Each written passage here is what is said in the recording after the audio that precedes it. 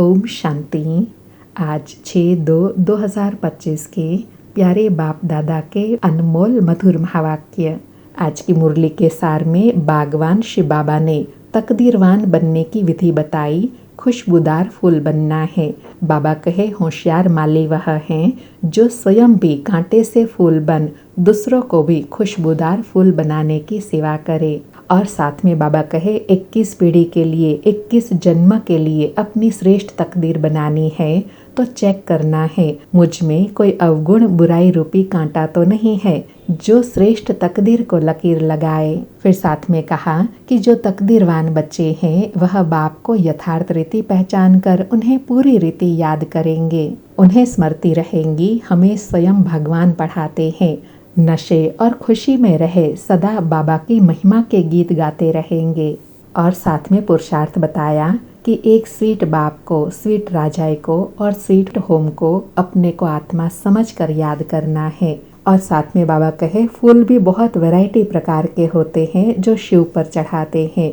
कोई अक के फूल होते हैं, कोई गुलाब के फूल होते हैं, कोई मोतिया, कोई रतन जोत, कोई चंपा आदि होते हैं। तो बाबा कहे ऐसे बच्चों में भी वैरायटी फूल हैं। कोई में गुणों की बहुत अच्छी खुशबू आती है, कोई में कम।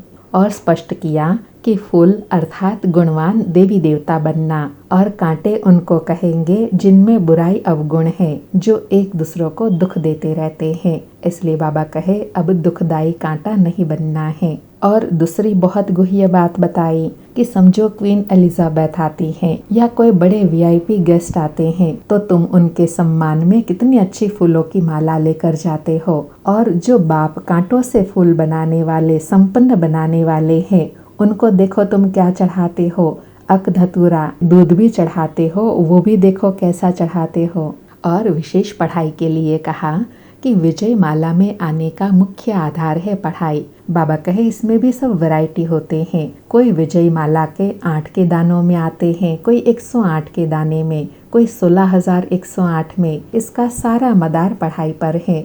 और बहुत विशेष स्मृति दिलाई कि 3 लोक है, 3 फ्लोर हैं। फर्स्ट फ्लोर है साकारी दुनिया जहाँ साकारी मनुष्य रहते हैं। सेकेंड फ्लोर है आकारी दुनिया सूक्ष्म वतन जहाँ सूक्ष्म देवी देवताएं आकारी रूप में रहते हैं। और थर्ड फ्लोर है निराकारी दुनिया परम धाम जहाँ आत्माएं रहती हैं जिसको मूल वतन कहा जाता है। फिर और पढ़ाई के लिए कहा कि तुमको अभी एक बाप से ही पढ़ना है, बाकी सब कुछ भूल जाना है। बाप द्वारा पढ़ने से तुम नई दुनिया के मालिक बनते हो। यह है सच्ची सच्ची गीता पाठशाला जहाँ तुम मनुष्य से देवता, नर से नारायण बनते हो। और लास्ट में उल्हाना देते हुए पढ़ाई और याद पर अटेंशन दिलाया। बाबा कहे तुम्हारी इस पढ़ाई में कोई भी बहाना चल नहीं सकता कि बाबा हम इतना दूर रहते हैं इसलिए रोज पढ़ने नहीं आ सकते हैं। कोई तो कहते हैं हम 10 माइल दूर रहते हैं। बाबा कहे अरे बाबा की याद में तुम 10 माइल भी पैदल करके आओ तो कभी थकावट नहीं होगी। कितना बड़ा भारी खजाना मिलता है। बाबा कहे तीर्थों पर मनुष्य दर्शन करने पैदल जाते हैं, कितना धक्का खाते हैं। यहाँ तो एक ही शहर की बात है। तुम हमको मिलने, पढ़ाई पढ़ने 5 माइल दूर से नहीं आ सकते। वाह, भगवान स्वयं आए हैं पढ़ाने के लिए, खजाना देने के लिए, तो दौड़ दौड़ कर आना चाहिए। बाबा कहे मैं तुमको विश्व का मालिक बनाने आया हूँ और तुम बहाना करते हो। जो तकदीरवान होंगे वह कभी पढ़ाई में बहाना नहीं करेंगे। सुनते हैं आज के प्यारे बाप दादा के मधुर महावाक्य। आज बाबा कहे मीठे बच्चे, पुरानी दुनिया के कांटों को नई दुनिया के फूल बनाना, पावन बनाना, गुणवान बनाना, यह तुम होशियार मालियों का काम है। आज मुरली से प्रश्न है संगम युग पर तुम बच्चे कौन से श्रेष्ठ तकदीर बनाते हो। उत्तर में बाबा कहे कांटे से खुशबूदार फूल बनाना, गुणवान बनाना, यह है सबसे श्रेष्ठ तकदीर। अगर एक भी कोई विकार है तो कांटा है। जब कांटे से फूल बनो तब सतो प्रधान देवी देवता बनो।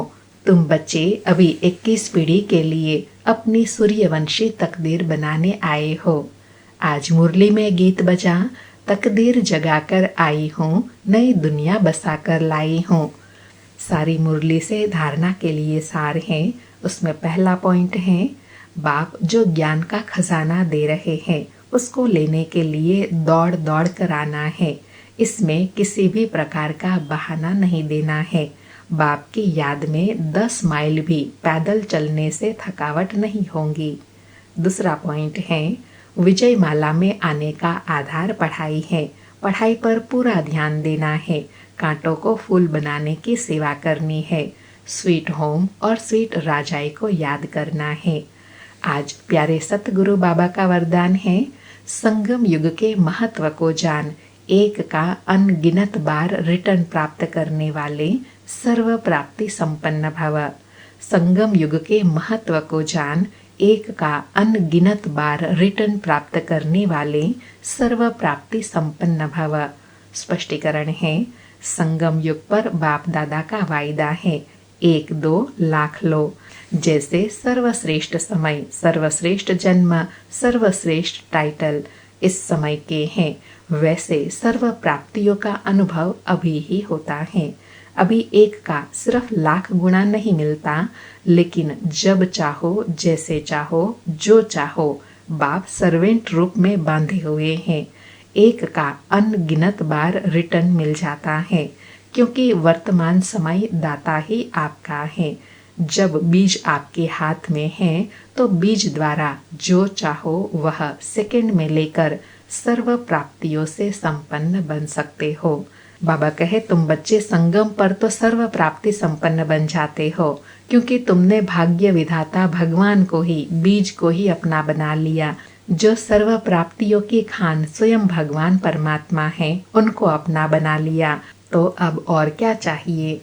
आज का स्लोगन है, कैसी भी परिस्थिति हो, परिस्थिति चली जाए लेकिन खुशी नहीं जाए।